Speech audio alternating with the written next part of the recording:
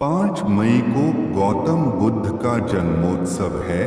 बुद्ध दूसरों की भलाई के लिए लगातार काम करते रहते थे और अपने सभी शिष्यों को भी ऐसा जीवन जीने के लिए प्रेरित करते थे। एक दिन भगवान बुद्ध के एक शिष्य को रास्ते में एक बूढ़ा व्यक्ति बेहोश दिखाई दिया। आसपास कई लोग इकट्ठा हो गए थे।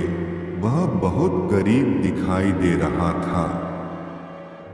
जब उस व्यक्ति को थोड़ा होश आया तो बुद्ध के शिष्य ने उससे कहा कि तुम्हारा जीवन यहाँ ऐसे ही खत्म हो जाएगा।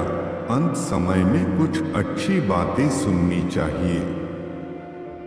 चलो मेरे साथ, मैं तुम्हें भगवान बुद्ध के पास ले चलता हूँ। वह बूढ़ा बहुत ही कमजोर हो गया था। उसमें उठने की भी शक्ति नहीं थी। शिष्य ने उसे उठाने की कोशिश की, लेकिन वह भी उसे उठा न सका। शिष्य ने कहा कि तुम यहीं रुको, मैं तथागत को आपके बारे में बताता हूँ। वह तुम्हारे लिए कुछ न कुछ जरूर करेंगे।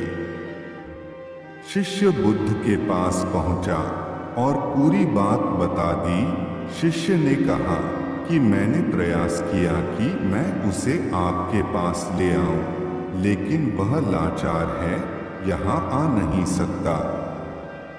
आप ही बताइए अब क्या करना चाहिए। बुद्ध ने कहा कि वह नहीं आ सकता है तो हम उसके पास चलते हैं। बुद्ध उस बूढ़े के पास पहुंच गए। आसपास कई लोग इकट्ठा हो गए थे। सभी सोच रहे थे कि बुद्ध उपदेश देंगे तो हम भी सुन लेंगे। बुद्ध ने कहा कि सबसे पहले इस व्यक्ति के लिए भोजन की व्यवस्था करो। बुद्ध के कहने के बाद तुरंत ही लोगों ने भोजन की व्यवस्था कर दी। जब उस बूढ़े व्यक्ति का पेट भर गया तो वह गहरी नींद में सो गया। सभी लोग कहने लगे कि ये तो सो गया है। बुद्ध ने कहा कि अब हमें यहाँ से चलना चाहिए, हमारा काम हो गया है।